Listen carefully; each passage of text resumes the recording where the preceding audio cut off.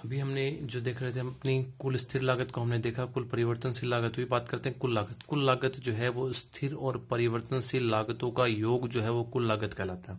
ठीक है, अब इसमें एक डायग्राम बना रखा है। इस डायग्राम को अगर थोड़ा सा हम एक्सप्लेन करें कि भाई ये डायग्राम है क्या, किस तरीके से होने वाला है, तो सुनना ध्यान से। ये डायग्राम की अगर बात करें तो एक तरीके से मैं आप कहूं कि फिक्स्ड कॉस्ट जो होती है ना, ये अपना X X Y X. Fixed तो आपकी स्थिर रहने वाली है, ओ एक्स के पैरेलल होगी, इसके समांतर होगी। हम कह सकते हैं कि ओ से लेकर सी तक जो अपनी है वो क्या है, ये अपनी टोटल फिक्स्ड, ये अपनी फिक्स्ड कॉस्ट है। इतनी तो लगेगी, चाहे प्रोडक्शन चाहे आप इतना करो, यानी Q0, Q1, Q2, Q3 कितना भी प्रोडक्शन करो, आपकी अल्पकाल में इतनी फिक्स्ड कॉस्ट आपकी लगने वाली है।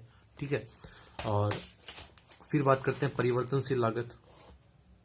परिवर्तनशील जो लागत है वो आपके उत्पादन पर निर्भर करती है कि अगर उत्पादन शून्य है तो परिवर्तनशील लागत शून्य।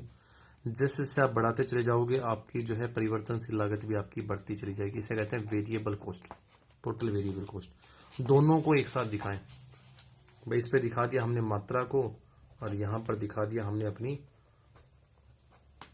परिवर्तनशील लागत को, जो भी आप लागत दिखा रहे हो।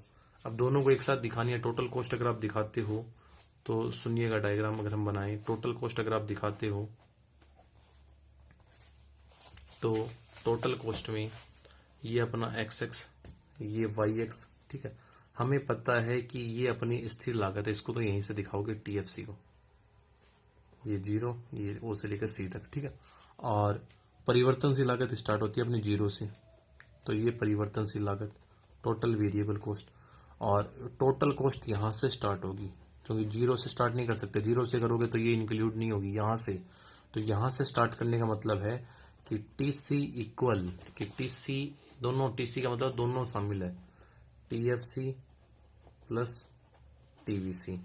तो यहां पर हमने दर्शाई है लागतें को, और यहां पर दर्शा रहे हैं उत्पादन की मात्रा को। आई बस। अब इसी में देखो कुल लागत क्या है। कुल लागत आपकी स्थिर और परिवर्तनशील लागतों का योग है, ये इसका डायग्राम। औसत की बात करें, औसत स्थिर लागत क्या है? औसत स्थिर लागत कुल स्थिर लागत में नंबर, आप उत्पादन की मात्रा का भाग देते हैं तो आपको औसत स्थिर लागत यानी टीएफसी बटे क्यू। तो अल्पकाल में कुल स्थिर लागत में कुल उत्पत्ति मात्रा का भाग लगाने से औसत स्थिर लागत प्राप्त होती है। ये लागतें उत्पत्ति मात्रा बढ़ने के साथ साथ लगातार घटती जाती है, इसलिए इसके वक्र का आकार अति परवलयाकार या आयताकार हाइपरबोला होता है। ठीक है, यानी ये जो लागतें हैं वो आपकी जैसे जैसे आप प्रोडक्शन बढ़ाओगे ना, या आपकी लागत जो है वो एवरेज फिक्स्ड कॉस्ट आपकी घटेगी, ये घटती चली जाएगी। ठीक है, इसे बोलते हैं औसत स्थिर लागत। इसे आयताकार हाइपरबोला भी बोलते हैं। औसत परिवर्तनशील लागत, औसत परिवर्तनशील लागत जो बता रखा है, औसत परिवर्तनशील लागत की कुल परिवर्तनशील लागत में उत्पादन की इकाइयों का भाग जब देते हैं तो हमारे पास औसत परिवर्तनशील लागत आती है एवीसी बराबर टीवीसी बट्टे क्यू। और औसत लागत कुल लागत में अपने क्यू मात्रा का भाग देने से हमारे पास जो है वो औसत लागत आती है, या फिर हम लोग इन दोनों का औसत को जोड़ेंगे तब भी अपनी औसत लागत आएगी। सीमांत लागत क्या है? अल्पकाल में जब फर्म द्वारा माल की एक इकाई के उत्पादन में कुल लागत में जो वृद्धि होती है, कि अल्पकाल में जब उत्पादन की एक इकाई बढ़ाई जाती है तो जिस हिसाब से टोटल कॉस्ट में जो परिवर्तन, जो चेंजेज आता है, उसे हम कहते हैं सीमांत लागत। फॉर्मूला बन गया डेल्टा टी सी बटे डेल्टा क्यू। फिर टेबल बता रखी है, तो टेबल में टीएफसी तो अपनी स्थिर रहती है, टीवीसी है, या तो टीसी में से टीएफसी घटा दो, टीवीसी आपका निकल के आएगा। या टीसी निकालना तो इन दोनों को प्लस करेंगे, टीसी आएगा। एएफसी का फॉर्मूला अभी पड़ा था, टीएफसी बट्टे क्यू, और एवीसी का टीवीसी बट्टे क्यू। और औसत जो है इन दोनों का औसत जोड़ दो, और या फिर आप टीसी बट्टे क्यू कर दो, तो ये जो आ चुका है। और औसत लागत हमने पढ़ा था कि ये औसत लागत हमेशा घटती हुई होती है, जबकि बाकी जो लागतें हैं वो अंग्रेजी के यू अक्षर के अकॉर्डिंग होंगी, मतलब कि वो पहले ज्यादा फिर घटेगी, फिर वापस से बढ़ना स्टार्ट हो जाती है। जैसे इनके डायग्राम बता भी रखे हैं कि इनकी अगर को दिखाएं तो सारे देखो यू टाइप के हैं, लेकिन जो एएफसी है ना, ये आपका गिरता हुआ ही है। तो उपरोक्त रेखा चित्र से स्पष्ट है सभी लागतें, लागत वक्रों की आकृति अंग्रेजी के यू अक्षर के समान होती है। ठीक है, और उत्पादन का पैमाना बढ़ने के साथ साथ औसत स्थिर लागत घटती चली जाती है। केवल औसत जो लागत है, इसीलिए इसको आकृति को आयता अति परवलयाकार भी इसको बोलते हैं। फिर बात करते हैं हम एसी और अपने एमसी कर्व को अगर दिखाएं, औसत लागत और सीमांत लागत को दिखाएं, तो सुनना ध्यान से, औसत लागत घटती है, कुछ संबंध की बात कर रहा हूं दोनों की, औसत लागत घटती है तो सीमांत लागत इससे भी तेज गति से घटी, देखो इससे नीचे है। जब औसत लागत न्यूनतम होगी तब सीमांत लागत इसको काटेगी, और इस बिंदु के बाद जब औसत लागत बढ़ना स्टार्ट होगी तो सीमांत लागत उससे भी तेज गति से बढ़ती है। तो ये इसमें कुछ, और जहां काटते हैं वहां पर बराबर होगी।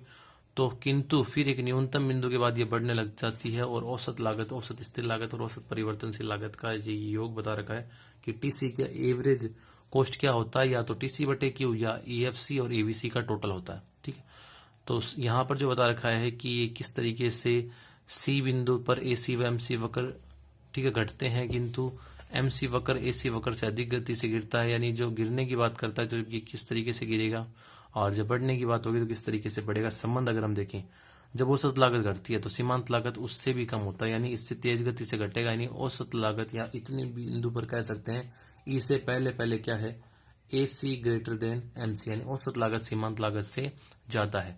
इस पर औसत लागत सीमांत लागत बराबर है, और यहाँ पर सीमांत लागत जो है वो औसत लागत से ज्यादा है। तो जब औसत लागत घटती है तो सीमांत लागत उससे भी तेज गति से घटेगा। जब औसत लागत न्यूनतम होती है तो सीमांत लागत उसे काटेगा, तब दोनों का मान बराबर होगा। और उस बिंदु के बाद अगर औसत लागत बढ़ती है तो सीमांत लागत उससे भी तेज गति से बढ़ेगा। ये तो बात हुई अल्पकाल में, कि अल्पकाल में हमें इतनी कॉस्ट देखने को मिलेगी। फटाफट एक बार रिवाइज कर लें। लागत क्या है, आउटपुट तैयार करने के लिए इनपुट पर लगने वाला जो खर्चा है वो आपकी लागत कराती है। सामाजिक लागतें, मौद्रिक लागतें, अवसर लागतें, ये आपकी कुछ लागतें बता रखी है। ठीक है, उसके बाद सामाजिक लागतें क्या है कि वे सभी त्याग और कष्ट शामिल है जिन्हें एक समाज परोक्ष रूप से उत्पादन के दौरान वहन करता है। अवसर लागत क्या है कि वर्तमान साधन को बनाए रखने के लिए जो किया गया खर्चा। मौद्रिक लागत, उत्पादन के साधनों पर खर्च होने वाला जो धनराशि है वो मौद्रिक लागत कहलाती है। व्यक्त लागतें जो लेखा पुस्तकों में रिकॉर्ड होती है, अव्यक्त जो रिकॉर्ड नहीं होती। अल्पकाल में आपको ये कुछ लागत पढ़नी है। औसत, कुल स्थिर लागत, कुल परिवर्तनशील लागत, कुल लागत, औसत स्थिर लागत, औसत परिवर्तन, औसत लागत और अपना सीमांत लागत, ये 7 तरीके की लागतें हमें पढ़नी है। फिर औसत लागत और सीमांत लागत में क्या संबंध है, या कौन से वक्र को हम लोग अति परलेखाकार या आयताकार हाइपरबोला भी बोल सकते हैं। तो औसत स्थिर लागत को, क्योंकि इसी का जो डायग्राम है वो यू आकृति के अकॉर्डिंग नहीं होता, बाकी जितने भी है वो अंग्रेजी के यू अक्षर के अकॉर्डिंग होगी, मतलब पहले ज्यादा फिर कम और फिर वापस से बढ़ना स्टार्ट हो जाते हैं। औसत लागत और सीमांत लागत में संबंध क्या है, औसत लागत घटती है तो सीमांत लागत उससे तेज गति से घटेगा। जब औसत लागत न्यूनतम होती है तो सीमांत लागत उसको काटेगा, जहां काटते हैं वो दोनों का मान बराबर। उस बिंदु के बाद औसत लागत बढ़ती है तो सीमांत लागत उससे भी तेज गति से बढ़ेगा।